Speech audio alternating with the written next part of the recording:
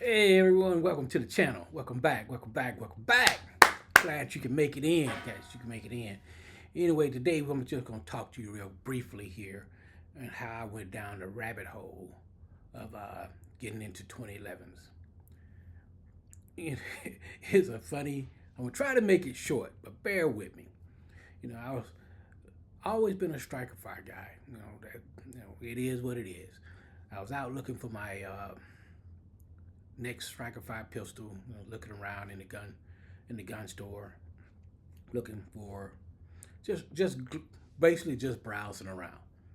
And one of the guys that worked there, he had a couple of his guns there at the range, and he had one of his Scottos. He's like, man, you ever shot one of these? I was like, no, bro. I pretty much stick to striker fire. I don't know too much about these. And he said, come on out here. I shot a couple rounds. Oh, that's pretty smooth. That's pretty smooth. I'm like, that's really nice. And he told me how much work he had got done. I was like, nah, that ain't my thing. Because me, I'm one of those people I like to buy it. A pistol, I like to buy it. And whatever way it comes, 99% of the time is the way I want to leave it. If I like it, I like it. I don't, I don't. But the curiosity bug of any person, well, I'm going to dive a little bit deeper. So I went to another gun store because they don't carry 2011s at this spot. So I went to another spot called the Ombre here and went in and they had Apache in 4.2 and I got a chance to hold it and rack it. I'm like, man, this thing is smooth. And I was like, but I saw that price tag. I was like, oh no, I ain't paying no 4,200 chicken eggs. I'm not giving nobody no 4,200 chicken eggs for no handgun. That just ain't gonna happen. Not this, brother. Not it ain't coming up off that. So, but I'm looking at it and play with it a little bit more and like, I got to walk out. Got to walk out. So I gave back to him. We put it in. I just walked on out the store. Got home. Got thinking about it. Said, I sleep on it. Got up the next day. Went back to the store and they had sold it. That's the only one they had in. I was like, hey, look at that. Somebody looking out for me. They didn't want me to spend that money, so somebody had already bought it. You know, but still being the curious person I am, I started doing my research, and I looked at the 2011s. I was like, man, that's a smooth. I wonder, where do they stand? Where this particular model stand? It feeling as good as it did in my hand. Where does it stand compared to other model? Because at that point, I had pretty much decided I'm going to go ahead and buy me one. Might as well get one. Add it to my collection. What harm can it do? You know, I could say I've made it a retirement present to myself, if you will. So I started doing my research. Reading articles, getting on the internet, watch a couple of YouTubes, jumped on a couple of people live. I think I might have irritated a few people with the amount of questions I was asked. And that's why I say only dumb question is a question you don't ask. Because I was asking questions, their recommendation, what they thought about this, what they thought about that, emails back and forth.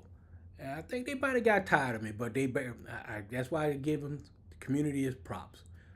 They bear with the brother. They was patient with me and answered all my questions. But the bottom line still came back to do your research, make your own decision. These are just my opinions. And I end up settling on, let me show you my first 2011. And for YouTube purposes, no magazine, clear, empty. The Apollo by Atlas. Now you say, you went from Apache and ended up buying an Apollo. Everywhere I went, every little bit of research I did, kept coming back to the standard.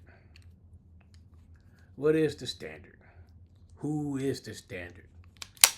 Who makes guns that and everybody use their parts? Atlas. Atlas parts in just about every gun out there. People get upgrades done on their guns. What parts do they go find? Atlas. So I said I might make my first one. So I was trying to figure out which one, and a couple people said this was the do all.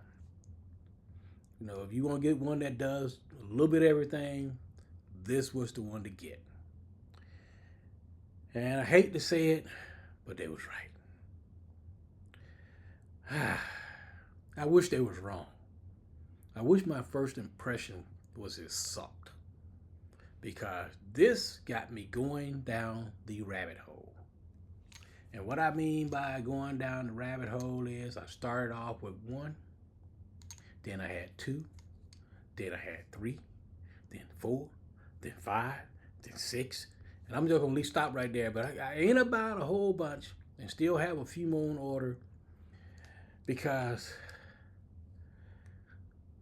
these compared to Striker Fire is like night and day. It's like sitting in a warm blanket on a cold winter's day.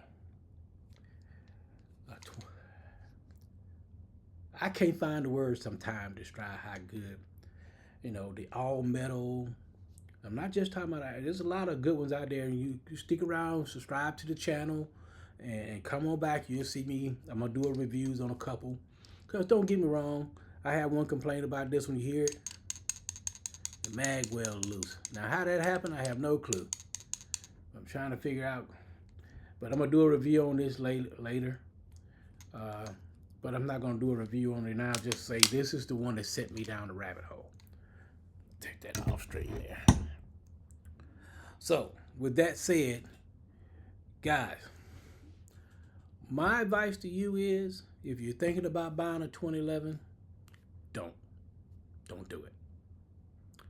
If you do, be prepared. You buy one, you're going to want another one. My thing now is when I look at 2011, because like I stated earlier, I'm one of those ones, because I don't own a Staccato, I don't own a Platypus, and a lot of the brands I won't buy because I listen to people talk about them and say about all the upgrades they did to bring them to a certain level.